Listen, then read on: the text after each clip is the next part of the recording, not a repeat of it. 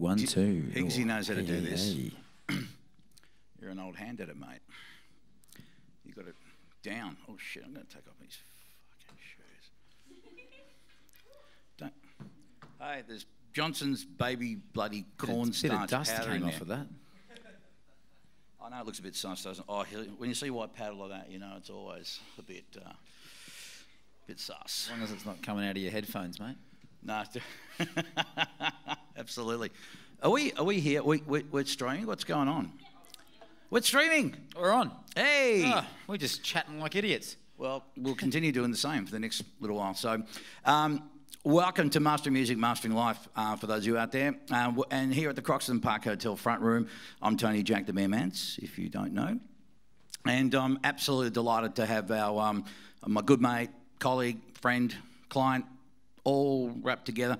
Higgsy from King of the North. G'day, mate. Hello. Good to see ya. You too, mate. Thanks for having me. Wow, it's been a while since we've sat down and had a yarn. It has been a while, yeah. We've been meaning to do this for a while, but you know, life being what it is, it's thrown a few curveballs our way. Yeah, it sure has. It sure has. How you been, mate? Mate, I've been fucking awesome.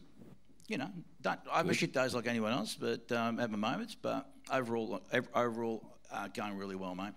Things are cranking. You know, this podcast is now in its infancy. It's a new thing, but people seem to be warming to it and enjoying it. And we've had some great guests, and there's been some really good conversation and discussion with people, which is what we're, you know, part of the reason I'm doing this is, you know, just to get, you know, artistic people, creative people like yourself, to come on and talk about their journey, but also more about the, you know, what drives them, and so people get a deeper understanding of how, you know, because we tend to sometimes put people up on a pedestal, and we forget sometimes that these people who are celebrities or famous or whatever, they don't live in this kind of artificial world. And I guess you know, if you want to talk about a classic and recent relevant case in point, you know, Chris Cornell. Yeah. So brutal. Absolutely. And it's interesting, I don't know about you, mate, but I reckon that when Prince died and when Bowie died, there was an outpouring of grief, but yeah, but not like this. This was really different. Clogging. Yeah. This was like next level, and I got to say that even I had my moments on it, you know, and so, you know, if anything good comes out of it, hopefully this is going to help raise more awareness when it comes to mental illness and the challenges that musicians, and particularly musicians, creatives, artistic people, because they're statistically 1 in 3 of us either have or have dealt with or have a higher predisposition, I guess, to mental illness, when mainstream society thinks 1 in 5. It's crazy, isn't it? It is. I think it's due to the highs and the lows. You know, it's a bipolar type lifestyle. You know, you could play a room like this to, you know, however many people, and it's packed, and the vibe that you get, and then all of a sudden you're in a hotel room by yourself after everybody's so busy and everyone goes their separate ways. At the end of it, you're just sitting in a room by yourself, and you're like, what do I do now? Yeah, you know, or situations where you'll get some artists who, before they go on stage, just crippled sometimes with anxiety or fear, but as soon as they hit the stage and the lights are on and the crowd are going off, they just transform, and in a very, very quick period of time. And then the exact reverse happens after everything's done. I head off stage in the back, I go to the hotel or wherever they're staying, and they just, you know, crawl back into their hole. So yeah, but what you're saying though in terms of the swing, it's true. And there's a guy called Jeff Crabtree who's written a book called Living with a Creative Mind, and he's saying that people who are like us are more prone to more radical swings, and it's not a case of having balance, but rather ballast, you know. And so that's why, you know, some artists could be up for 4 days just fucking furiously creating shit, but then they need 4 days of sleep. You know? Yeah. And sometimes people can mistake that or misdiagnose that as, you know, being manic or bipolar, or, you know, and that's not the case at all. Yeah, but when you get in a groove, and especially if you're creating something, you can't just go, oh, that's just coming to me right now, and I'll just put that on pause for a while and just go cook dinner. Yeah, you've got to keep going while it's still there, while you're channeling it, while it's happening. You know? Yeah, no, absolutely. You can't just, you can sort of, jot some things down and then come back and revisit it, and even then you can go, oh, okay, yeah, right, I'm not really vibing on this like I was before, But when something's just coming in, it happens to me all the time. Like I'll even be walking down the street and I'll literally I'll grab my phone and duck into a corner. I'll be like, grab my phone, record it, go down, just be like humming into a phone. Or, if you got into my phone, you'd think I was nuts. Yeah, but that's kind of a common thing. I've seen that happen firsthand, just at my place. And I say, hey, can you just give me a second? And I'll just go and I'll sing a line or a lyric or that kind of thing to capture it and then revisit later. Yeah, so it's interesting, isn't it? Because the other thing too, it's interesting about us as a general community is that the mainstream society doesn't consider being an artist as a real job. Yeah, it's I don't know if it's frowned upon, but I think it's very misunderstood. I think it's just part of our culture. Like in places like Europe, they look at it as a vocation. They just say, "Oh, you're a I'm here. Are you here as a tourist?" You're like, "No, I'm here in a band." They're, "Oh, you're a musician." Yeah, so well, that's your job, man. Well, they've had a longer tradition in art. I mean, for centuries, so they've always valued and even revered their artists over there. So you get a lot of respect over there. It's amazing. Yeah. So I guess they show it with food. Yeah, and it's a good way to show. Because you recently were there. Yeah, we've been there 3 times in the last 18 months, and for a total of about, I don't know, off the top of my head, about 5 months, I think.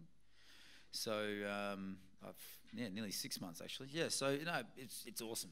We love it. And the second time, the third time we got back in December, and that was amazing. That was way more successful than the first couple of times. It was the tour for our new album, and we had 30 shows, and it was a headline tour, and we had 16 sellouts on the whole tour, so we were pretty stoked. How good's that? What do you attribute that to? Is it just because you've constantly gone there, or have you had people on the ground over there helping out with PR, social media? Yeah, just hard work on everybody's part, I think. Getting over there and sort of getting a word started. But then really it was, creating this new album and getting back over there, and then the work that the team on the ground did there, and getting that happening, and then we just went and smashed it. It was really good. That's great, man. Really good vibe. So because you got a German label behind you, so how did that all come about? We were with a French label with the first record, and then he got onto us and said, I can help get you some shows in Germany. And we were like, sweet. Because we had the release over there, but we weren't really playing over there yet. And this guy was one of the first guys to sort of start getting that happening. And then he's also got a record label that he just started up. So we went with him with the second album, and he's done a good job. So now it's time to sit back and write some new stuff, and then go do it all again. Yeah. So have you got anything down yet, or Yeah. I'm always writing stuff, So when I get to that period though where I want to actually go, okay, it's time to make a record, I'll just go back through my back catalogue of voice riffs, and then grab a guitar and work them out, and then I'll just sit there for as I was just saying to Connie before, I just bury myself in it for days and days and days and days and days, and just get it done. Like this last album, I wrote the whole thing in January last year. So from pretty much just going through those memos and going, I like that idea, and that's making me think of this theme, and sort of just doing that. So within the month, I had the about 14 songs down, and then we refined it, and then added in the cover of Manic Depression and an instrumental, and it was it's always been a pretty organic process. Writing songs for me is an easy thing. it's not something I have to really toil over. I just sort of, I think I'm fortunate in the fact that I am creative, so I can just sort of just create stuff, I guess. You know? Yeah. I think that the hardest part in this whole, in terms of music anyway, is writing the good song. You know, without a good song, you've got nothing. You can have you can have it well produced and engineered and all that. Even as a band, you can be the greatest bass player, drummer, vocalist, guitarist, but if it's a shit song, it's a shit song. Agreed. And this is why sometimes I get, you know, anytime I've done a record that went well or got gold or platinum, whatever, and it's hilarious to me that people, they look at that as far as, and they attribute so much of it to me. It's like, mate, by the time it got to me, the songs are written and produced. There's been a lot of people involved in the process. There's been marketing, there's been media, there's been published. You know, all these ducks have got to line up. So by the time it gets to me, it's almost like preordained in a weird kind of way. You know, you're just sort of polishing the the well, greatness that's already there. Yeah. Well, here's the other thing. The reality is this, man. When the average punter buys music, they're buying a song. Unless they're boffins or industry heads or just happen to go a little deeper into it, they don't give a fuck about the personnel. It's just the song. And if it rocks their world, that's all that matters, and that's all that should matter, really, at the end of the day. So, you know, in terms of anyone else that comes on, it's a bit. I feel that my role in the scheme of things is like being the 12th man in cricket. Go on. Well, you know, just. I'm a big cricket fan. Yeah. So. Well, I'm just doing little bits and pieces. I don't know you are. Yeah, I do enjoy cricket. Although lately I've gone a bit off it. You've gone a bit off it. A little bit. Why's that? I just think I think the over commercialisation of cricket. I think, and also that Test cricket's kind of taking a bit of a back seat. I prefer Test cricket to any other form of the game. Obviously, that is cricket to me. Right? Yeah. So you know, I know one days have been around for for a long time. This Big Bash stuff is. I understand why they do it, and I get it, and it's a television spectacle, but it's, you know. And they could have given it a better name too. They probably could have. They probably could have, but you know, it's becoming so much more corporatized now too. Yeah. And you know, and look, I'm you know, it's production cricket. Yeah, pretty much. You know, it's cookie cutter kind of stuff, and it's in a way, it's almost becoming a bit more Americanized. Yeah, with all it's entertainment. You know, they got the music and the fireworks. Yeah, and, you know, and I can understand that's all part of, you know, they want to bring people to the game. They need to make it family orientated. They need to have all that stuff and keeping in pace with the fast nature of the game. And I get it. It's just not really my cup of tea. Maybe I'm just some old. Yeah, no, I'm with you, pretty much. You know, so anyway, that's my take on the whole cricket thing, for now. But you know, that's enough. So anyway, getting back to, if we can, to this whole, you know, Chris Cornell and mental health thing, because I really wanted to take the opportunity to particularly, because I know you've got, you know, like everyone, all got our journeys, all got our journeys with it. But again, I think it's an important theme and requires dialogue, because again, so much still, despite the fact we've made some progress with respect to mental health, in just generally speaking, I still think there's a bit of a stigma attached to it, and I still think, totally, yeah. And you know, and people are more unlikely to open up and talk about it, you know. Which is really odd, I think, because it's like no one's scared to admit when they're physically ill. Yeah, you know, it's like, oh, I've got a cold or I've got a flu. But what's the difference if mental health, like you said, it's painted with this brush. That it's like it's either something that you're born with, or that if you've got it forever, or if you've got it, you're a mental case. You know, it's like we all get unhealthy physically or mentally. So it really, I think, it needs to be addressed, and it needs to be, and like you said, it is being addressed, but it needs to be just more generally accepted. I think that it's not like that there's something wrong with you. It's like, like I said, it's like physical illness. We all get crooks sometimes, and we can all get better. Yeah. Well, I think that the other aspect of it too, mate, is that unlike physical injury or a sniffle or what have you, mental illness is it's not tangible. Cheers, bro. It's not tangible. So you can't see, you know, anxiety. You can't see depression. Yeah. So, well, you can sometimes. well, I guess it can manifest in people's behaviour, but if you walk down the street and have a look at anyone, you can't, you know, what's going to tell you, oh yeah, anxiety, depressive, manic. Yeah. You can't see that. And so signs are sometimes, I think, what's coming out of people's mouths, you know. Well, yes and no. For anxious people, and for some people are good at hiding it, but I think you can see some people talk about stuff and they just go, oh, okay, yeah, they're probably dealing with some stuff, you know. Yeah. Well, you obviously have met people, as have I, known people that have, you know, have taken their own life. I have, yeah, I've got, and that's the hardest thing for me about, you know, someone like Chris Cornell taking his life, who's someone who obviously I've never met personally, but always revered. And to me, as an outsider, he always looked like one of the stable, strong dudes. He didn't seem to be the troubled dudes like your Lane Staley's or your Kurt Cobain's, to put him in that Seattle grunge box, you know. Yeah. Which I don't. I don't think of any of those bands as like a band from that area and that scene. To me, they're just great musicians in great bands, you know. And someone like him, it was just, when, you know, it's like that classic case of you don't know what you have until you don't have it, until it's gone. So he was taken from us, and it was like, oh wow, like I just thought he'd be there forever, you know, like.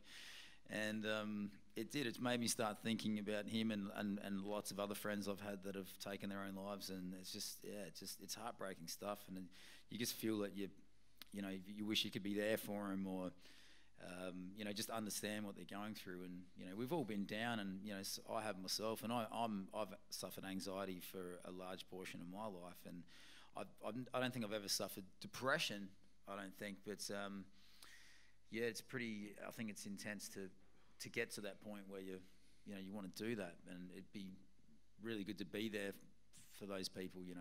Yeah, but I put up a little video talking about it a couple of days ago, and I said, unfortunately, and this is for a lot of things in life, we usually need a wake-up call or a reminder to then kick us into action to do something. Yeah, and it's like the classic thing, you can lead a horse to water. Like I said, you could be there for that person, but it's sometimes they're beyond help, you know. Yeah, and I guess also there's the aspect of you can't help anyone that really that wants to help themselves, or sometimes they can be so far gone that they don't realise how. And that's what we're saying about the mental health aspect of it, that it's just like, I think it's hard to appreciate for someone that doesn't suffer those things. You're like, well, why can't they just get on with it? And it's like, well, that's because, you know, there's some wires not, you know, there's something wrong there. And then you know, add to the mix, and you know, as I said with Chris Cornell, pharmaceutical drugs, and you know, starting off with misdiagnoses, and then just, you know, just be really fucking haphazard in just. Yeah. Oh yeah. I mean, I think anyone can go into a GP these days. Just about anyone could go in, and even if you didn't have any mental illness, just go in there and say, I'm really stressed, whatever. And they'll give you something, whether it's a sedative or... of course, yeah. Well, pharmaceuticals are one of the biggest businesses in the world, so, you know, without going down that road too much, but, you know. You know, and when you're giving out incentives to GPs, like, you know, if they got a new drug on the market and say, hey, if you give this preference over anything else, you know, you can win a golf buggy. Yeah. And you can go out with your mates on the course and have a chuckle about how much money you made at the country club. Yeah. You know? I know I'm being a little bit cynical about it, but it is, mate. It's absolute business, and big time. Yeah. And you know, more about, I think, more about helping people manage their situation as opposed to try and cure it. Yeah. You know. Exactly. Yeah. Yeah. But through my journey, this is what I found anyway, and this is just my experience, and you know, again, I'm just talking about me. I found as someone who had chronic anxiety, but really good at keeping my shit together and to the outside world. It was really a case of the change of diet and lifestyle, and getting what they call sleep hygiene, just a regular sleep pattern happening, and some regular exercise. I found that went a long way to help me to deal with it. And I haven't had anxiety or anything full on really for a couple of years now, maybe more. It's great. Yeah, it is great. It is great, you know, so no Xanax. It's nice to wake up and then not have that wave of panic just hit you first thing in the morning. Is Yeah. like, and your brain scans all those things to go, oh, hang on, what am I worried about again? And then just all these things just hit you. Yeah. 'Cause I know it feels like both sides. Yeah, so true. But here's the other thing that I discovered. And again, I'm only going to talk about me and my experience. In my case, I think it was also a case of I was living a story, and we all do that. And most of our stories are bullshit. And it was in my case, because again, it was me blaming my past for my current situation and then sticking onto that. And what that did was allow me, A, to justify where I was and not have to take responsibility. And it was the easy way out. It also provided with an explanation to others, and and again, it's all under the victim story. And fuckloads of people live that existence, man. And that's not to say that if you've had shit happen in your past, you can't be delusional and deny that. But by the same token, everyone at some point has to kind of go reassess where they're at and realise, okay, the past can't come to hurt you unless you choose it. And that was my experience. And once I was introduced into that concept and trying to move a bit forward, and then okay, well, what can I learn from this? How can I better this? How can I do something? How can I turn it inside out and make it work, as opposed to just allowing it to be an excuse. Again, I'm just talking about myself. I'm not saying that everyone's just being victims, but I still think that more people than not probably do. And anyway, that's my opinion.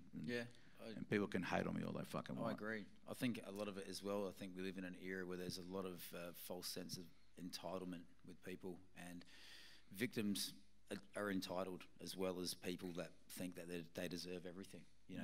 Being a victim is just another form of entitlement, really. It's because you're saying, oh, I'm not special, so I deserve special treatment.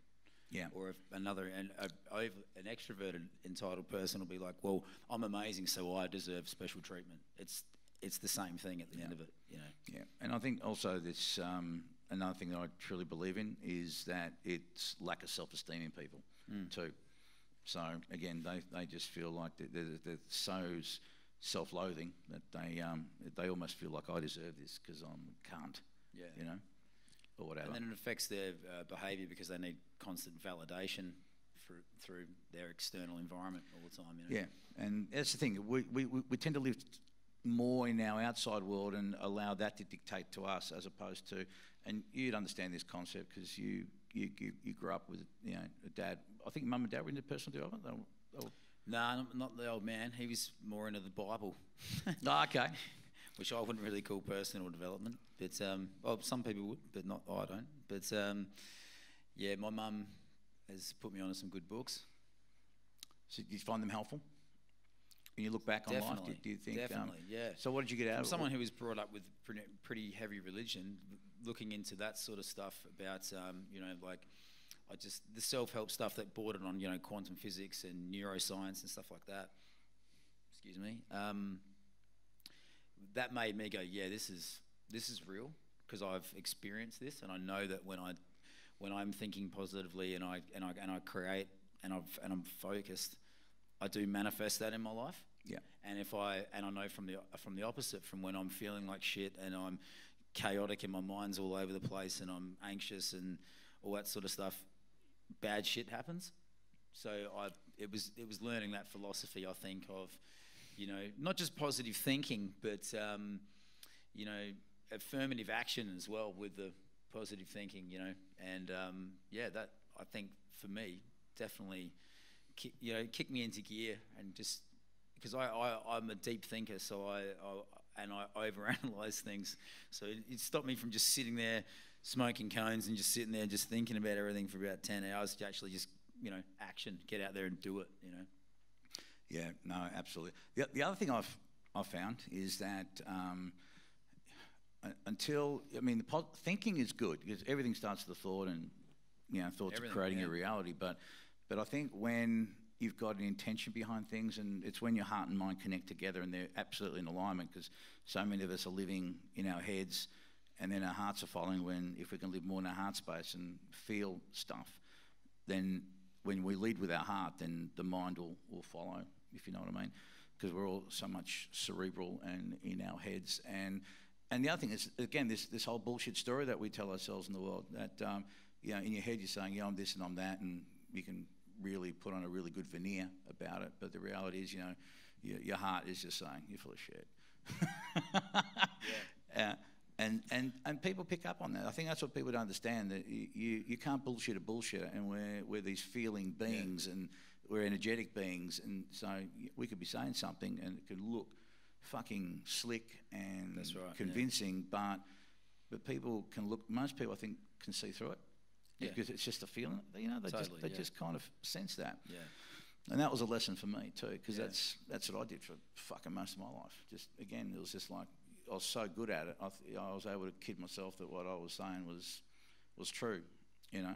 But it comes down to your values. I think some people are happy being, I don't know, if you're saying, I guess, not honestly, fake is probably a strong word, but unauthentic, maybe. Inauthentic, yeah. You know, maybe it's that sort of vibe. You know, it comes down to what you value. I value authenticity for myself. I've always hated fakeness, and I value honesty and things like that. So it's playing in the music industry has been a bit hard, you know, because there's a lot of the opposite of that. So a lot of people pretending that there's something that they're not. But at the end of the day, I don't think any of that's really that important. It's just, I think as long as you know, we've got one life, you're here, this is all that we know. There's all these great philosophies about what happens next. But, you know, my philosophy is you're here and you're now. Let's enjoy now. Let's make the most of now. Get out there, create things, do what makes you vibe, and, you know, what you love, and get that out into the world. When you're doing that, you're making the world and yourself you know, better. Yeah, true.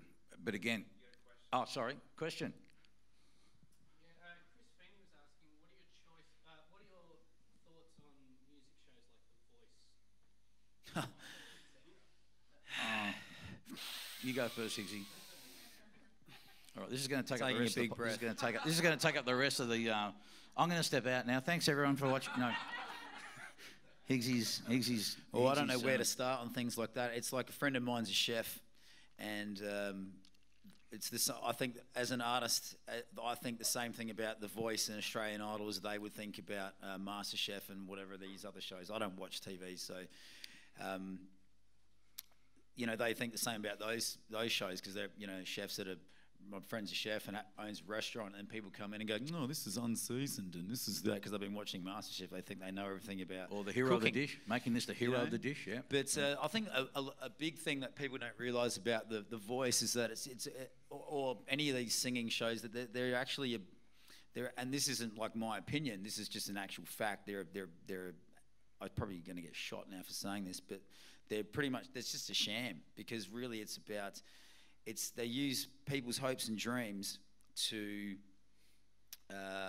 make money. Like these shows are owned by big record labels, and these record labels and also own the rights to the songs that they make these artists sing. And when you have your song sung in front of X amount of people on TV or in front of a crowd, you get a royalty for that. So these labels and stuff are making shitloads of money by making artists sing all their songs that they own the rights to. And that's pretty much what it's all about. It's about making money off of that stuff with this under this guise of that they're trying to unearth this talent. So the whole thing is an actual load of shit. And then you see what the artists, how they go, what do? Who was around last year that's doing anything this year? I don't even know who won. Do you know what I mean? Like, and I can understand from musos why they want to do it, because it's tough out there. You can do what we did and go try and play 500 shows at every country, town and city in Australia, and then hope that people start rocking up, you know, and it's tough. Or you can go out there and bang, and then you're a household name, and you know, I've got, you know, no bones about, you know, everyone's free to do what they do. If you want to go on a show like that, that's cool. For me, I wouldn't feel like I said, I just finished saying that one of my values is authenticity. I wouldn't feel authentic as an artist being part of something like that, knowing what it's about. But again, so it's, you know, it's each their own. But yeah, those shows are a crock of shit. Yeah. Well, again, just through the directly speaking with contestants that I've worked with on various things, and you know, good mate of mine, Marcel, he was in the TV, you know, the band, the actual band, and just hearing firsthand other people's accounts, and yes, it is their account, and there's two sides to every story and all that.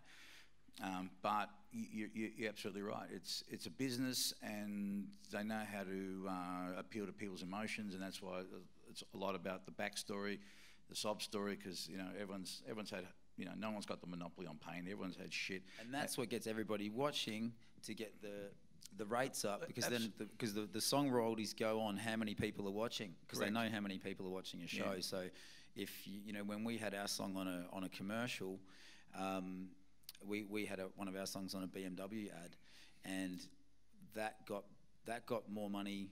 That created more in royalties when it was played during the Oscars, because there was a shitload of people watching the Oscars. Yeah. So that's what the heartthrob stories are, that to get people to watch. Mm-hmm. So then the royalties can be higher. It's all like it's pretty sad really, when you, like, if they came out and said what they're actually doing, people would throw cabbage at them. Yeah. Yeah. Or if they were just there to not the performers, like the people behind it. Yeah. Yeah, absolutely.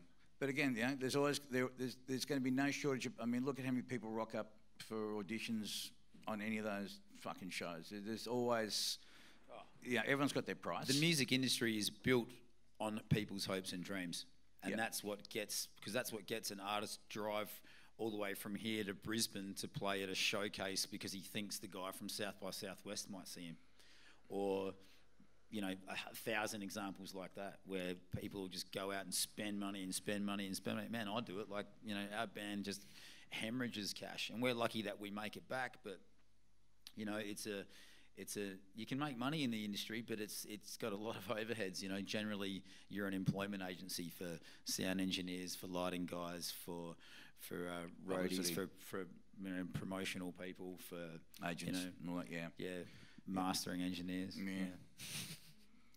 Well, we'll know where we can. You'll know we can have a few savings next time, mate. No, but it's true. It's true. It's and the other thing I find interesting when it comes to that is how people today, when they look at the current, you know, I mean, I know that it looks like streaming is what is here to stay, and that's what it's going to be. But back in the day, in the so-called halcyon days, just because there was physical sales and cash going over the counter, I think people tend to forget though that a lot of artists that the perception was that they were, because they were touring and that, actually were piss poor.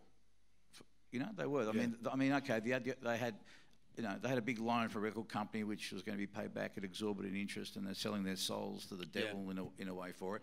And so, okay, well, here's a credit card. You can go in this studio. You get to work with that producer. You'll get to travel. You'll do this. You'll do that. You'll do that. And after all that's said and done, they find out that they're in a worse off position than they were beforehand. That's one of the worst things to do, and that's when we signed with our label in Germany. They said, "Oh, you know, do you want us to fund your record?" And I was like, "No." I said, "I'll give you the master." Yeah, thanks. Yeah, I think the first time I heard of that DDP for vinyl, huh? On a DDP for vinyl. On a DDP for vinyl, yeah, exactly. First time ever. Yeah, well, that's an in-joke. Yeah, in-joke. That's another story. Yeah. But the first time I heard of that situation, because In Excess actually I think were the first band that I know of that introduced this thing called a tape lease deal. So they had studios, they had Rhinoceros Studios in Sydney. Well, Chris Murphy was a bit of a genius. Their manager. He was a total fucking genius, you know? And so that way they were able to leverage, you know, a better deal and with a record company. And I think when you get to a stage where you're a pretty bankable band, which at that time that happened, In Excess were. It was also a pretty healthy scene back then as well. You know, going to see a band was the thing to do on a Friday or Saturday or Sunday. Yeah, sure. You know? No, sure. And we didn't have the file sharing and all that kind of stuff. But nonetheless, or booze buses. Yeah. A lot of bands though were still that people thought were wealthy and I think that's part of the reason why there's been all these reunion gigs and stuff. You know, these bands are coming back. Superannuation tours. Well, you know, most of them are out of contract with their with a record company or publisher, so therefore they take back ownership of what's theirs, or and they it's payday time, and then you know, obviously they've learnt lessons and they have better business acumen and more maturity, and they go out and they do it, and because when they signed their deals back in the day, and they signed up wanting fame and fortune, and that's what they got, to the exclusion of everything else, because the music industry is set up and built for the people that own the bands and own the publishing houses and the record labels and the management companies, for them to make money, and the artists just get, you know, drugs, alcohol, fame, and pussy. Yeah, that's pretty much it. And that's, you know, when you're 20 years old, you're like, fuck yeah.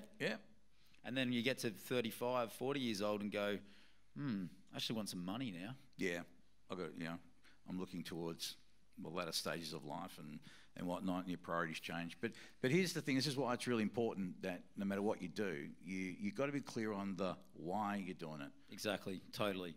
And anyone that plays because they want to pick up chicks, or, you know, just take drugs, and I'm like, well, why do you have to do thousands and thousands of hours on an instrument practice and hemorrhage shitloads of money in a touring band to go do that? Why don't you just go do that? Yeah, totally. You know, like if that's what you want to do, then just go to nightclubs or something. And, you know, like I don't understand that concept. It's sort of like, like for me, I play music because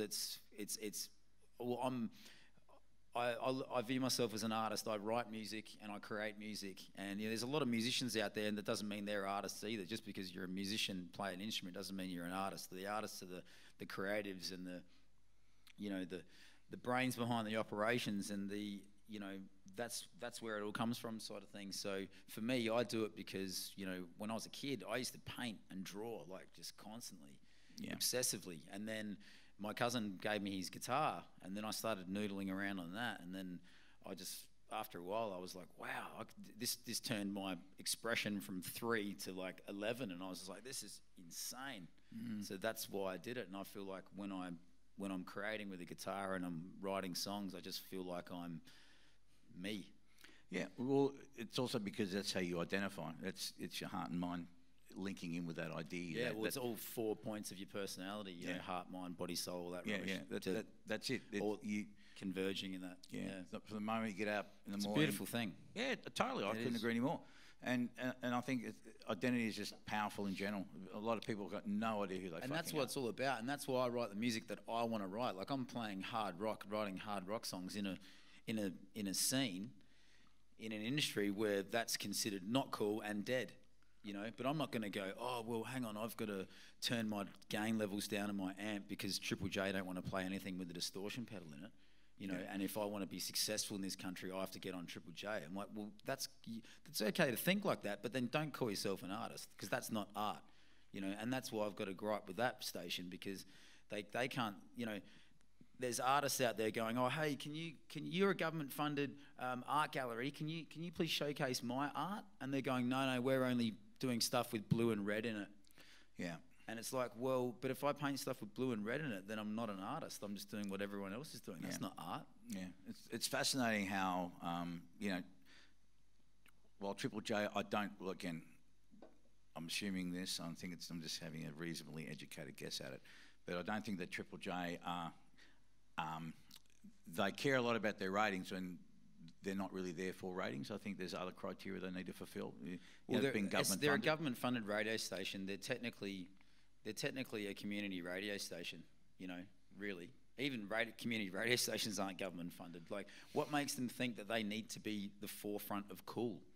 Like, how about just play? I'm not saying because, you know, we've only got, you know, like a modicum of play on there. I'm like, what about I know so many great Australian bands that just don't get a look in, and it's like we could have this scene here in Australia that could be so healthy and so prosperous just for Australia. We could exclude all the overseas stuff. We could in that way. I think all the overseas bands and just people in general would be looking at Australia, going, "Wow, man, there's a killer scene down there. You know, something's really happening." Well, there is, man. I've always there is, but there's no voice for it. You know, a lot of good stuff is really underground, as you would know as well. You know? You master some great records, and then you talk to people about it, and they just go, "No, I've never heard of them." Yeah, I was talking about this with one of my friends, Bex today. Shout out to Bex. Well, you've got a question, though. I'll come back to that. Question? I'm not sure what can of worms this is going to open, but Chris is saying, ask Higgsy what happened to his van and his back. Okay.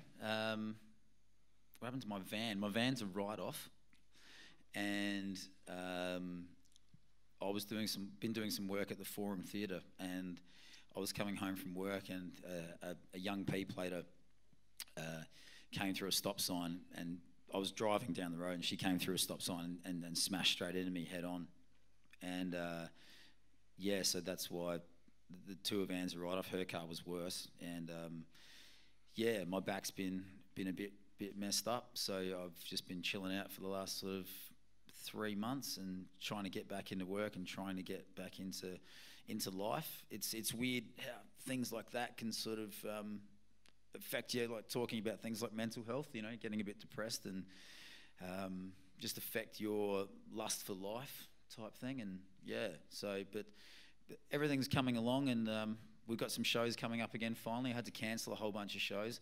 The hardest thing is that I just had to say, about 2 weeks ago, I had to say no to going to Germany in 2 weeks because I just didn't think my back had it in me.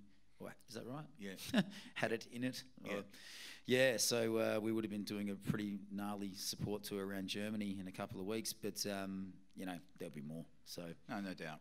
No yeah, doubt. but looking forward to getting back and playing some shows here in Australia, and you know, we still haven't done our welcome home from Europe tour show, which is ridiculous, but yeah, so we're ready to rock. When are your next gigs anyway? We got one next Friday in That's right. pardon me. What beer are we drinking here?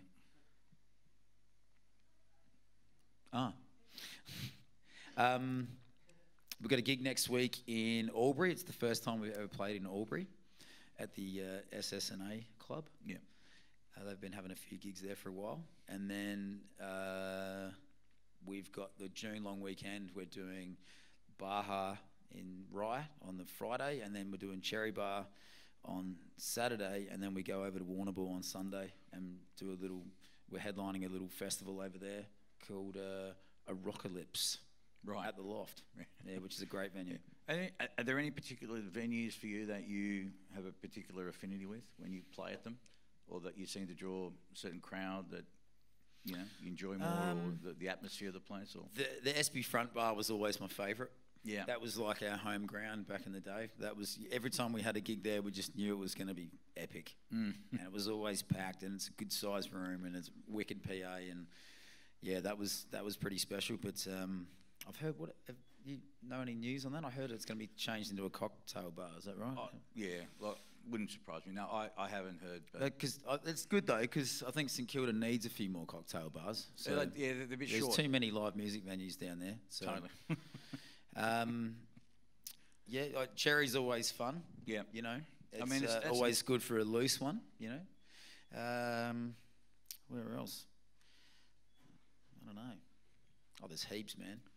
There's heaps. Well, there's one place we played a couple of times over in Germany, this guitar shop, and that always pumps. It's literally in a guitar store, and it's literally just covered in guitars, and the stage is sort of like the amp room, so it's like surrounded in stacks, and that's a really good gig.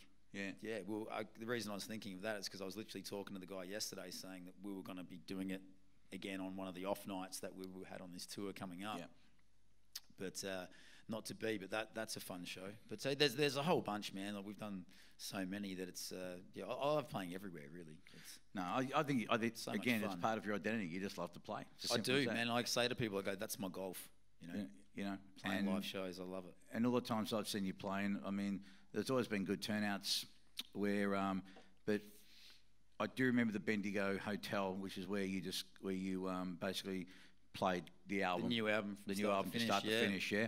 And I held on through that one. Yeah, yeah. But it was but you know, it was a cold night. It was on a school night, and yet you managed to get, you know, if not a sellout, close enough to a sellout. Yeah, on a Tuesday. Yeah, that was thumping. That night. It was really good. And you guys fucking just played like, you know. Well, that was the first gig we ever did with Steve. Yeah, that was Steve's first show in the band, and it was the first time I'd ever played any of those songs live. You know, because that's the thing with King of the North. It's a very it's a different thing. It's not just like, oh, okay, here's my part and I've got to play it. I write the songs and then do it, and then I've got to learn how to do it live.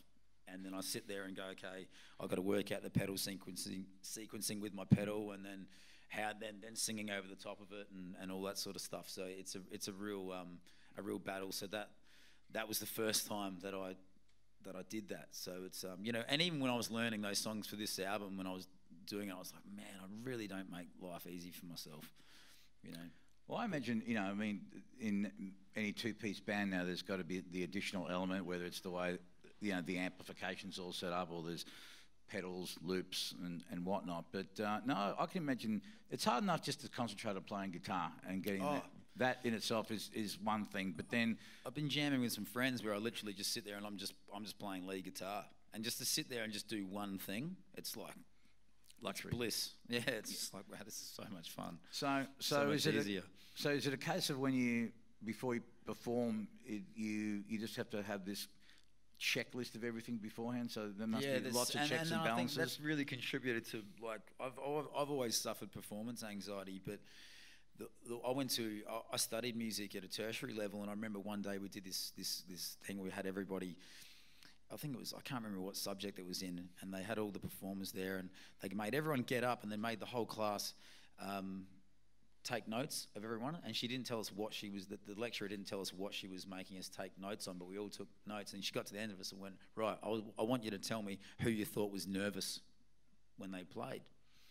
And no one thought I was nervous. And I went, shit, I've totally fooled them all. So I just went, okay, no one realises I'm nervous, so I'm just going to keep playing and just pretend that I'm not. Yeah. Even though I am.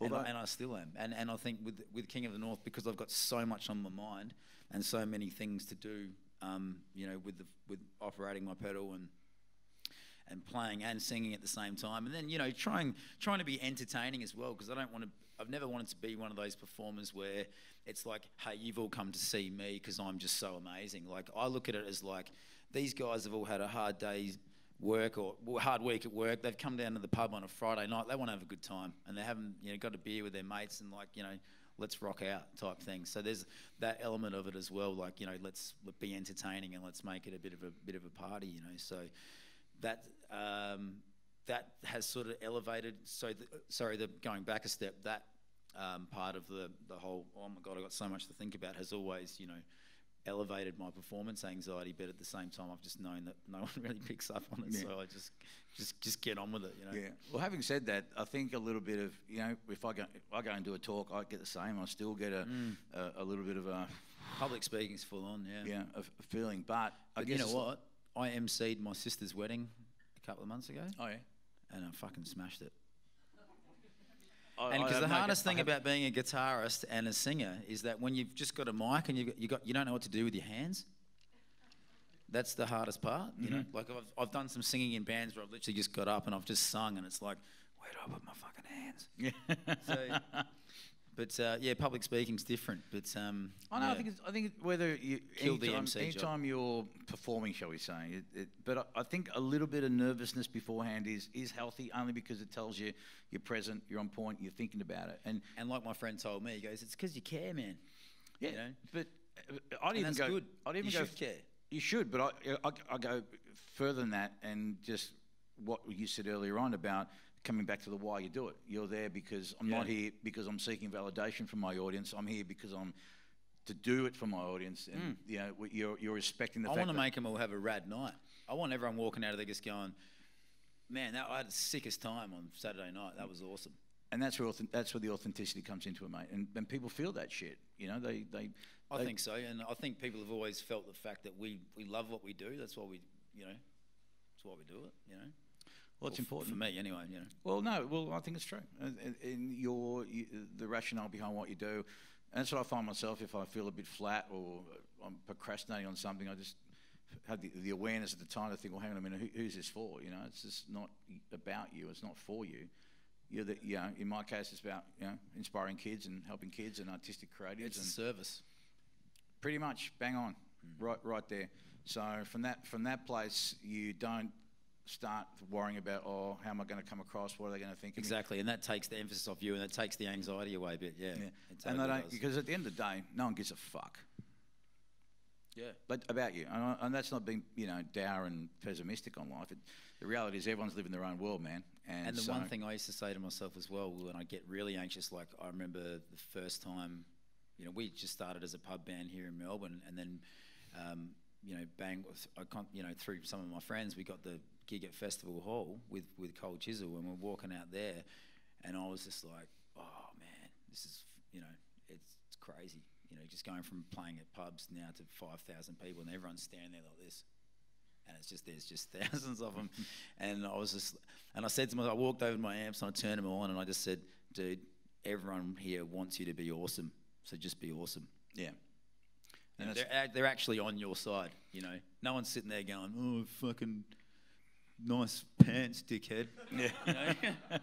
But that's all the sort of shit that goes through your head, you know, like, oh, fuck. Yeah. And 95% of what you're thinking isn't true. Because that's what I find is ironic, is that we worry so much about what other people think about us, and yet the reality is they're worried about looking at themselves. you. They're worried about themselves, not you. Yeah, but they're they sitting there in the crowd going, oh, fucking hell, I should have straightened my hair tonight.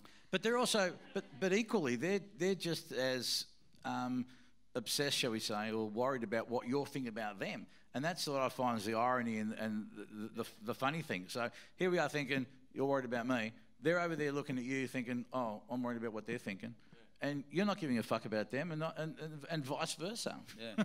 So the sooner you can kind of accept that, and it and when gives you you're in, freedom. like I say, when you're in that environment, like, they want to be entertained. They want you to be awesome. They don't want you to be shit. This is true. This is true. Absolutely. So just be awesome.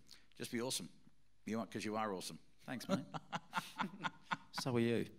Oh, stop it. You're gonna just pause the camera for a minute, please. Yeah. Yeah, this is where you're going to. Now, just going back, just going on a bit of a tangent, but back to an original thing. We mentioned before when the outpouring of grief for Chris Cornell and the awareness. Mm-hmm. But here's another thing that I witnessed as well, which is an unfortunate thing to witness, and that is that it also brought out the cuntiness in some people as well. Oh yeah, no doubt. There's always dickheads. Just more trolling, and people who are comparisons, you know, and making it about themselves and whatnot, and just in some cases almost looking to pick a fight or just be very cunty, really, whether it came to suicide or or the band and then all that's these. Just a reflection of where they're at. Nothing more. No, you know? Exactly. And this is why, when it comes to, I mean, I had a troller on my page last week, and he's trolled a few times, but I've always allowed people to just come in. Everyone's entitled to have a view, and I'm prepared now more than ever to be more objective about things and look at stuff. But when it just becomes a premeditated piss and vinegar spraying exercise, you're right. You look at them and have some compassion for them and go, yeah, well, okay, well, what the fuck happened to you, dude? To be this way. But having said that, you can only put up with so much of it, and I don't even give it that much thought. You know, it's like they don't deserve it. You know.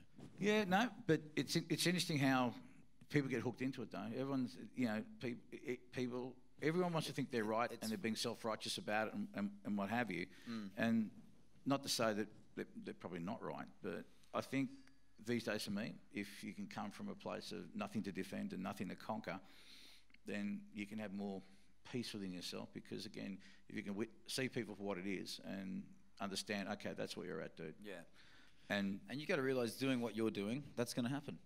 And doing what we do, that's going to happen. And you can't get too far into that one subject. You've got to look back and go, hang on, all these little subjects are under the subheading of this is what's going to happen to you on the road to success.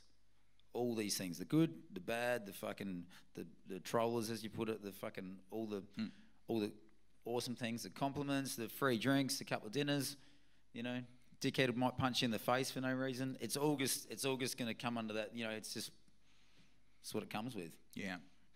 But interestingly, people who are like that, the yin and the yang. Yeah, but people who are like that, they're haters or they're just they're trolling or whatever. Like I said, it's a reflection on them, and it is saying more about them. They're telling you more about themselves than you. You just happen to be the trigger, and it's more again. It's that not taking personal responsibility, and just it's easy and convenient, and you can justify it yourself. Well, okay, I'm going to pay it on Higgsy. Yeah, and people have done it to me, man, because like essentially I'm a one-man band. You know what I mean? And I'm an easy target. Because I haven't got like 5 of my mates sitting there backing me up, and it's just like whatever gets you through the day, or gets you through your whatever. Go for it. If bagging on me or whatever makes you feel good, then go for it. I'm happy to help. Yeah, yeah. You got to be able to take the piss out of yourself as well, I think. Yeah. Oh, I don't take myself seriously. I take what I do seriously. Yeah, I think that's the distinction, isn't it? Yeah. What you do. But even in terms of what you do, it's also, I think, important not to allow, because everyone's got their own taste, and one man's beat is another man's noise, right? And so even not having to defend your art to anyone, because again, it's not art otherwise. Yeah, and I think that's the whole purpose of it, right? I think for people to question and again, the more, shall we say, the more people going against it or critiquing it, again, all that's doing is really bringing more awareness and profile to what you're doing. But they might critique it like every other great artist in the world, and then after you're dead, that was some of the most poignant work of all time, and it revolutionised this whole thing, and it was so before his time. So you never even really know. You've just got to do your thing, and like if you're sitting there and going, I've got to write a song like this, or I've got to paint a picture like this, or I've got to, act like this, because that's what people want, then that's, like I said, that's cool if that's what's going to get you think, success, but you can't call yourself an artist, because that's not art. Art's got to come from the heart, despite all that shit. Yeah, absolutely. This is why I remember, I did a video over a year ago now, which talked on that theme, and that was there was a time at work where I had so many bands coming in. I think in one particular week where I just lost it, because all these bands. Did you swear? Am I good? I reckon you would have sworn. Oh, just a tad. Just a fucking tad. As I say, mate, I swear to not offend, right? But again, all these people wanting to fucking, oh, is this good enough for Triple J? Will this get on Triple J? It's like, I can't predict these things, so why does it matter? What? You know what I mean? They're asking you that. Will this get on Triple J? Well, thinking that I've got that kind of your thumbs on the pulse. Hey, let me tell you something. Historically, in my work, I think only. If I ever come into your studio and say that, can you just smash me with something? No worries. I can accommodate. Easy. Your Les Paul. The Les Paul. That's the heavy one. Yeah, that'll do the trick. Yeah, fucking 16 fucking strikes of that around your cranium. That'll fucking shut you up. But you're a tough cookie, mate. I mean, shit, you're indestructible in some respects. No, dude, you did dude. Persona. Dude, hang on. Every time you've done an album, right? And I remember we talked about this. That there's always been some shit. You recorded an album with a fucking broken finger. The first album, yeah. I had that finger was in a cast. Right. And it was funny when we were doing Take It or Leave It, which is like like just pretty like fast sort of stoner rock track, with a riff, just 1, 2, 3, 4, and there was this, and we're listening to it back in the control room, and I'm like, what the fuck is that noise that I can hear? And they're like, what do you mean? Well, I said, just solo. Where is it? I said, solo the guitar, and the solo the guitar. And it was my cast hitting the high E string. Yeah. And I was just like, let's do it again. Yeah, but even second album, I mean, shit, man. Because I remember when we were mastering that second album, and you were looking, you had a tour booked, you were still on the hunt for a drummer, and yet you were so resolute. Now, whether it was your facade or it didn't matter, but you carried through, mate, and everything you said, I'm going to find a drummer, I'm going to do this tour, I'm going to fucking commit to it, it's going to work, and sure enough, mate, exactly as you said it, that's exactly how it rolled. So yeah, well, I had a very clear intention of what I wanted, and I just stayed focused, like I think spoke about it earlier. I spent the whole month of January just writing and writing and writing and writing and writing, and it was at the end of that Danny said to me, "Oh, you know, I can't do it anymore." And I was like, "Oh, fuck, okay." And then so then we I, you know, got him to record the album, and then I thought, well, shit, I can actually, you know, I can branch out here a little bit, and that's why I thought, fuck it, I'll call Lucius up from Cog. You know, he's a good friend of mine and top guy. And yeah, he was floating around, and I was like, hey, do you want to like come and do a track? Like, we're recording with Reggie, and he just goes, yeah, fuck yeah. So I lied to him. I said, I've got this track, it's perfect for you, and I didn't.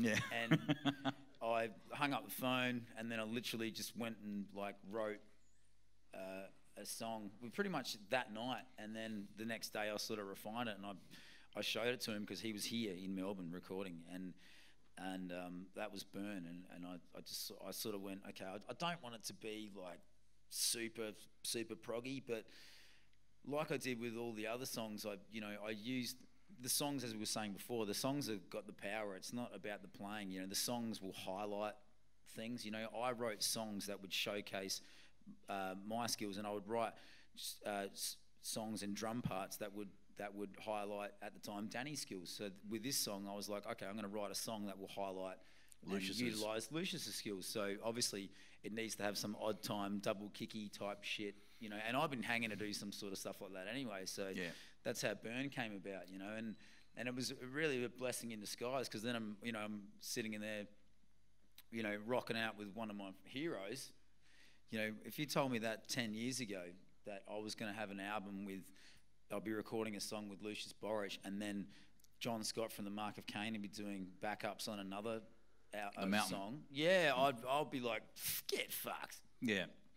Isn't it always amazing when you get to meet your people? You know, I don't like to use the word heroes anymore, but just the people that you really admired. Yeah, man, the dudes I grew up, like, you know, massive influences on me growing up, and especially, you know, like we're talking about Chris Cornell, huge influence on me growing up, but he wasn't one of the guys I was going down to the pub and seeing every month or 3 months. You know, Lucius and John Scott were.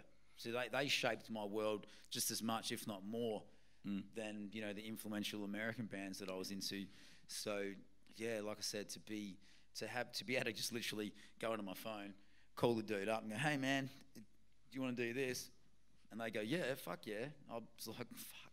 And isn't it also awesome that when you get to meet these people and you even get to work with them, and they're actually better than what you thought? You know, they almost exceed your expectation because they're so fucking cool, and they're so humble, and they're so into what you're doing, and you know, that was my experience as a young kid meeting and all, you know, checking out all these engineers, and who, you know, to me it was nothing in the scheme of things, but yet they were gracious enough to give their time and invest themselves, and they had no reason to. I mean, well, it's amazing when, like you said, they're heroes of you, and they believe in what you're doing. You know, that's like, it's like, wow. Well, if you're ever searching for validation, that's the place to get it. Yeah, no, definitely, and particularly when you know they're not pissing in your pocket, because they don't have any reason. They don't have time for that shit, man. No, you know, I mean, they're not just going, oh yeah, you know, I've got nothing better to do. Yeah, it's like, man, these guys have got families as well, you know. So yeah, it was awesome. Yeah, it's it, and they're great role models in things like, you know, I learned very early that whole adage of it's nice to be important, but it's not more important to be nice, because kindness and all that, it costs you nothing, mate. I like that. And it was one of the big influences on me, because meeting these people, I realised, holy fuck, how amazing to be a kid and have all this input and advice and help. And I always said, you know, one day, if and or when I get into a position like that, I'll be doing the same. And that's what drives me to do what I do, because I understand that to a kid, it's believing in them. When they know you really believe in them, and you give them that, particularly if they have a very high opinion of you, it's for a kid. I mean, they are pivotal moments in people's lives that can send them on a trajectory for the better, and it's something I'm very consciously aware of. So, but again, it's just for me, it's just paying it forward. Yeah. What I got. Guys, we have a audience question quickly. Yes. Nick here. Hi there. Just a quick question. What keeps you motivated every day to like keep doing your art, keep creating, keep promoting yourself? I think, you know, just the love. Just the love of it. I love it. It's such a. I was saying to Jack before, like when I'm playing the guitar and I'm writing a song, I feel like I'm whole. Like my, you know, that whole, you know, your emotional, physical, spiritual side of you. Everything is all in that alignment, if you will. And yeah, it's that. But I, as I said before earlier, I love playing live. I love entertaining. I love playing a live show. So, and I love writing songs that I know will work really well at a live show. So, just that whole, yeah, that little thrill, just that, you know, that all those hours of driving to a show and all the hours of setting up and then waiting around for that short amount of time to actually be on stage, and just, you know, that feeling is so awesome that you'll do all that other shit. Yeah, totally. Just to do. So I guess it's that. Yeah. Yeah, and I think also when you, again, it comes down to the sense of identity. It's who you are. So that's what you do, and it's as simple as that. And yeah. and it's simply for the reason that you do it. And doesn't mean that you don't have your shit days, you don't have your challenges, you don't have your moments. We all do, but again, you know, I reckon there's probably 3 times when I wanted to quit mastering and get out of it because the financial aspect of it was just overwhelming. And then I thought, what am I going to do? Like, you can find a short-term fix and think there's some kind of, you know, oh, I need some regular money, but you know straight away you're selling your soul, you're going to be miserable. And so you go back to it. And I mean, this girl, Tando, who I just love to death, who, you know, beautiful young lady, incredible talent, and she recently made the decision, I'm going to go full-time, and she did, and she's doing really well. But, you know, she had this post on Facebook which said, oh, you know, oh, fuck, I'm really questioning this, and maybe I should go back to the bank, and it inspired me to do a video talking about how important it is that when you're on that path and you really want to do it, and you love it with all your heart, then you owe it to yourself to keep doing it. Because, as I said to her, you go back to that cubicle, trust me, within a week you'll be fucking posting on Facebook and saying how fucked it is in corporate world, and I wish I hadn't come back, and yada, yada, yada. No? Question? Yeah, Mike Elrington is asking, how would you compare Australian audiences to European audiences? He can answer that because I don't have a European audience.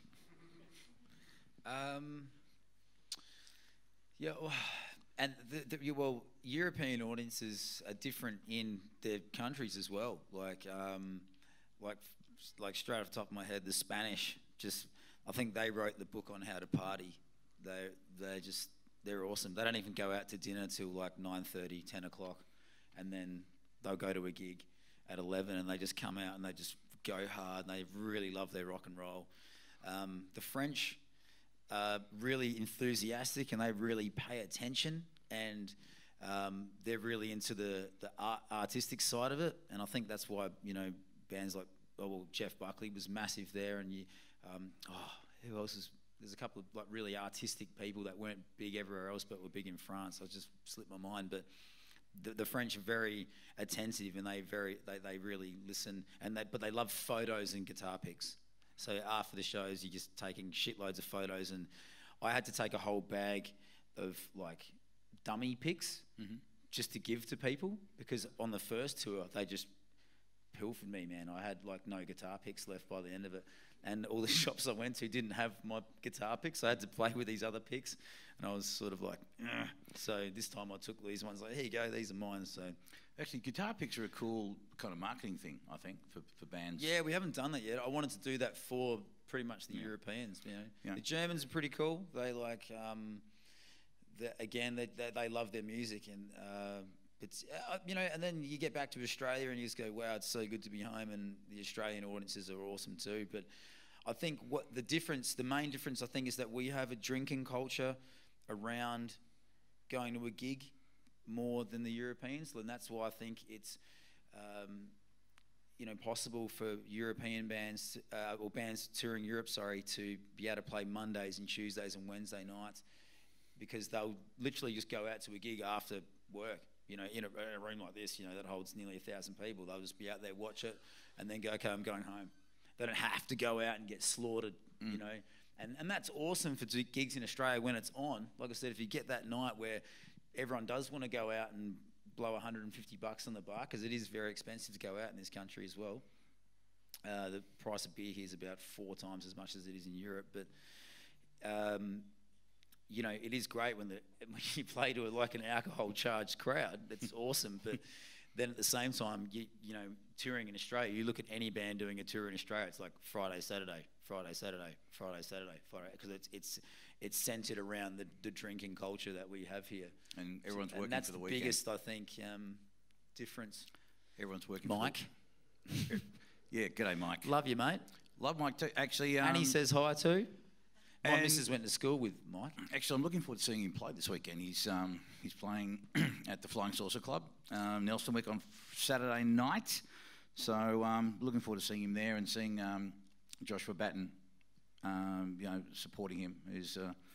Have you heard this kid, Joshua Batten? No. I'll send you a link to his shit.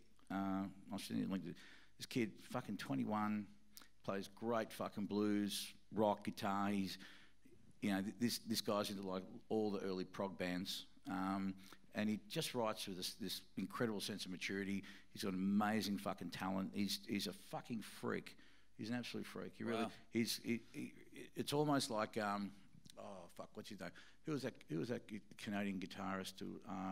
Jeff, he was a blind guy. He used to play the guitar. Oh yeah. I know the guy. I can't. Yeah. It's on the tip of my fucking tongue. I can't think of him. But he reminds me a bit of that fella. You know, so yeah, I'm looking forward to checking him out. So thanks for calling in, Mike. Good to have you on board. Anything else you want to talk about before we wind up? How are we going for time, by the way, guys? Yeah, good. Questions in the room? Anyone? There you go. No, see, no one gives a fuck. No. Oh, yeah. So if you're in the northern part of Victoria, we're in Albury this Friday night, or next Friday night, 26th.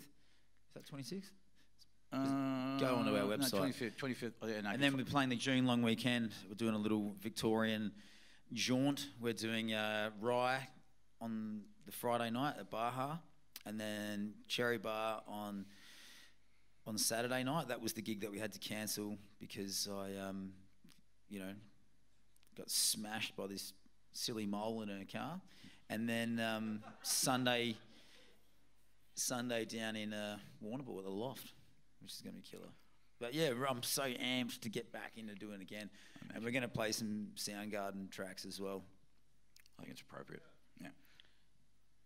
Okay, got a question here from Luke Bellows. What are your different opinions on the mixing of genres that seems to be taking place in music now, with technology making new things possible? It seems like the saturation of music access we have now with the internet has also made people's music consumption more diverse, and artists are popping out full melting pot music that clashes genres. Well, I think he's asked a few questions there. He has. The first one, I think, is the first thing that when in a mixing of genres, my favourite band of all time is a mixing of genres, Rage Against the Machine. You know, so I think it's nothing but a positive thing. You know, I could talk about that band for 2 hours. You know? Yeah, how fucking. You know, so yeah, but I guess, you know, yeah, technology does enable a lot of things. Like it enables King of the North, you know, for me to make one guitar sound like, you know, lead guitar, rhythm guitar, and bass guitar. You know, so yeah, you're preaching to the choir here. You know, even though I had to create the technology myself, but still, yeah. I think technology is a great thing. But like I said, it's great when people still use the creative side to do it, not just to go, oh, they did that, so I'm going to do it. But go, okay, well, how can I make this different, and how can I work this with what I'm already doing or what I want to do, sort of thing. Yeah, no, I think it's good. People pushing boundaries, and again, that's what creativity is. Totally. It's just pushing the boundaries and doing stuff that no one else has done before, and being daring. And that's where being a, you know, sure. That's where you can become a trendsetter. You know, you may not necessarily take the world overnight, but you may have started something that will. You know, and big time, and you got to be brave to do that. And I think people having access to technology, I think it's great. I think, you know, what should stop, you know, why should a lack of funds stop anyone from being able to, you know, who knows? I mean, some kid could be the next fucking, you know, McCartney out there, but because he's, you know, from the wrong side of the tracks, or he lives in the housing commission, he's got no money, will never ever get to fucking, you know, hear his gifts or her gifts because of something like that. So now the fact that you can have a really good setup, a reasonable setup at home for a very minimal amount of money, and it's, I guess it's like a palette of colours, man, you know. So you just use that shit to create the light and shade and you know, to put your expression out there. Yeah, I think it's fucking great. But the mixing of genres is also what creates new genres. No, totally. You know. Well, yeah, absolutely. I mean, look how much music's evolved since the 50s, you know. I mean, we got so many fucking genres and sometimes that can get a bit ridiculous. I think especially in like metal, you know, speed metal, black metal, you know, there's sub-genres of sub-genres. And yeah, and they've got orchestras in there and stuff. And I'm all for it. I think, you know, people show me stuff all the time and I'm like, okay, that's pretty far out, or that's awesome, or okay, wow, you know, but it's all, like I said, as long as they're making it from the heart, like, that's what counts. That's why anyone should be doing it, if you ask me. Yeah, totally. You know, no, with that, and again, just the honesty in the music. You feel the integrity in music, and irrespective of how many genres have been split or what the technology was to use it.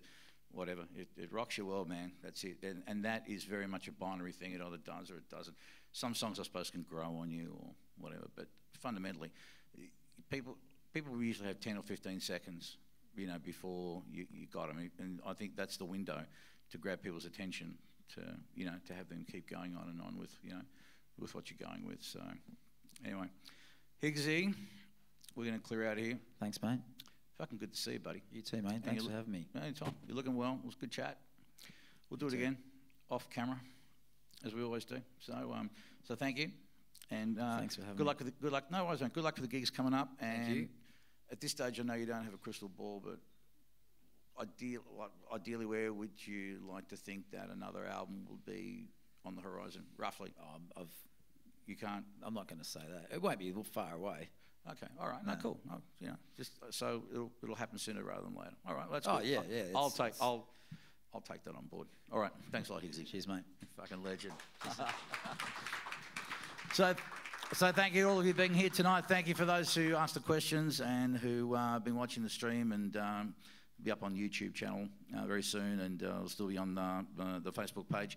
So thank you very much. Appreciate it. The letters of support have been beautiful, and yeah, we really hope that we're going to, you know, kick on with this podcast, and we'll get some really cool motherfuckers on and talk about the stuff that matters, and as well as hopefully being entertaining as well. So anyway, good night, everyone. Thanks for watching. And as I always say, please be nice to each other, but more importantly, be nice to yourselves. I love you fucks. See ya.